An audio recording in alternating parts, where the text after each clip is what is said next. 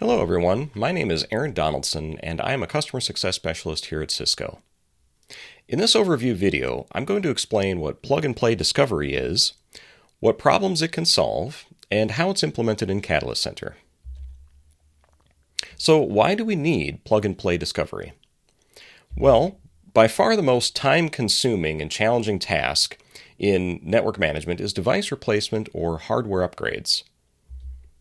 The traditional process of bench staging, which is shipping all devices to a central location for pre-configuration and then shipping them all out again to their destinations, creates a severe bottleneck in any network management and upgrade process.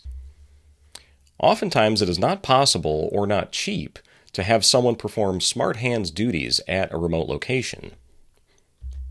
However, once the device has checked in with Catalyst Center, then performing the deployment and configuration tasks are actually very easy. Finally, adopting a DevOps mindset toward network infrastructure means treating devices as herds of cattle rather than unique unicorns. This ideology comes from the public cloud development community, and it means that each component of a system should be identical and easily replaceable. So if one dies, you simply replace it with another identical copy. If we manage our network devices in the same way, then device replacement becomes fast and a trivial task. So, what is plug-and-play discovery then? Well, plug-and-play discovery is a system of automatic discovery methods that are used to locate a suitable network controller, which are built into Cisco's iOS or iOS XE operating systems. There are three primary methods of discovery, and there's one workaround method that can be used for special situations. Note that all of the primary methods do require the use of DHCP to assign an IP address to new network devices. The primary methods are DHCP using option 43, DNS fully qualified domain name or FQDN resolution, and the Plug-and-Play Connect cloud portal that's provided by Cisco. Now, if using DHCP to assign an IP address to a brand new network device is simply not possible for you, a workaround involving a simple bootstrap configuration file is available for use as the device boots up. All of these methods are meant to provide iOS or iOS XE's plug-and-play agent with enough information to locate and connect to Catalyst Center. So let's discuss the prerequisites needed in order to begin the plug-and-play discovery process. PnP only works when our Cisco router or switch is in a factory default state. If, as the device boots up, any saved configuration is found in NVRAM, then the plug-and-play agent will terminate its discovery workflow. Next, the device is required to have network connectivity with the ability to reach centralized network services such as DHCP and DNS, and to be able to reach the Catalyst Center server. This will require either a DHCP lease including option 43 and a default gateway, or the use of a special bootstrap configuration file which can be loaded onto a USB flash drive and connected to the device. The device must also have SSH, SNMP, NTP or Network Time Protocol, and HTTP as well as HTTPS connectivity to the Catalyst Center server. All of these protocols are used to establish a discovery connection to the Catalyst Center appliance. Finally, you'll need to select a discovery method that works best for you. The simplest method is via option 43 in a DHCP lease.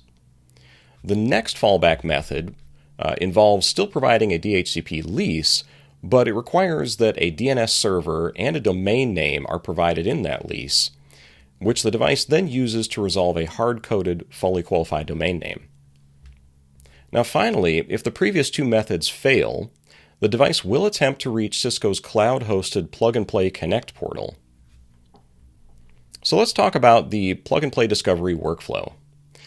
The plug-and-play agent's discovery workflow goes through four major phases before backing off for a time period and then trying again. Eventually, the agent will time out and stop attempting to discover a controller.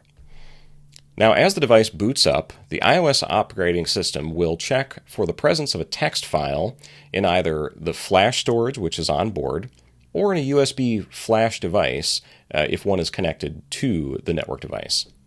It will generally look for a text file that is named either router-confg or cisco-rtr.cfg. So this text file should contain some basic IP information necessary for connecting to the network and a default route or a default gateway in order to reach the Catalyst Center server.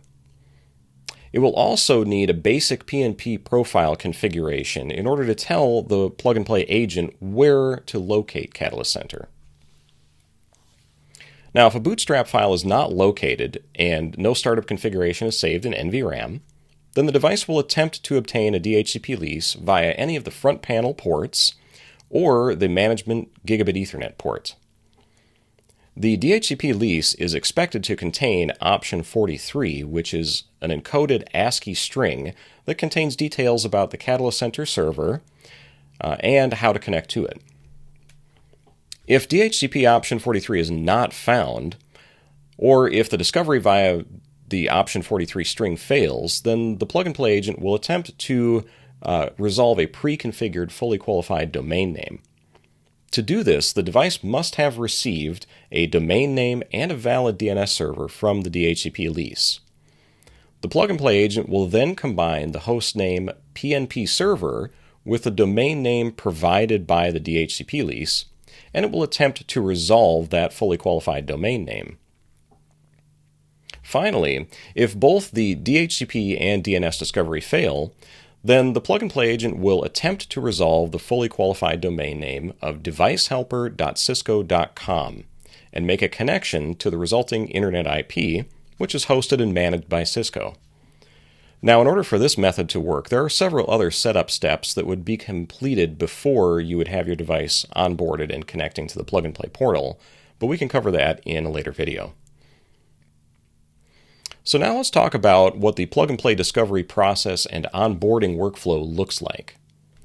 So first of all, the device will begin by establishing network connectivity, either through a DHCP lease or the static IP information in a bootstrap file. The plug-and-play agent tries to locate a PnP server via one of the three methods available in step number 2. Then the device will attempt to connect to the plug-and-play server over HTTP. This is unencrypted, and it's necessary for the initial connection because, out of the box, any SSL certificate provided by the server will be signed by a certificate authority that the device does not inherently trust.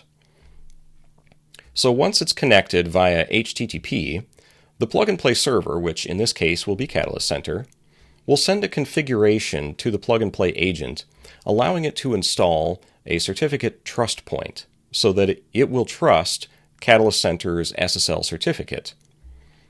The connection is then closed and reestablished over HTTPS using encryption this time. Catalyst Center will then communicate with the plug-and-play agent to collect device information, deploy some basic management configurations, and update a few settings. Finally, once the device is claimed and in the plug-and-play interface in Catalyst Center, a compiled configuration file that's in text format will be deployed to the device over HTTPS, which the plug-and-play agent will then apply to the running configuration, and it will attempt to reestablish a secure connection to Catalyst Center. So that completes this overview video of the plug-and-play discovery process. If you'd like to learn more, you can visit our YouTube channel. And I also have links here to the resources and documentation for the Bootstrap file, which are rather old resources, but they do still apply, and there is some interesting information available in them. Next, I have a link to the Catalyst Center plug-and-play section of the user documentation, the user guide.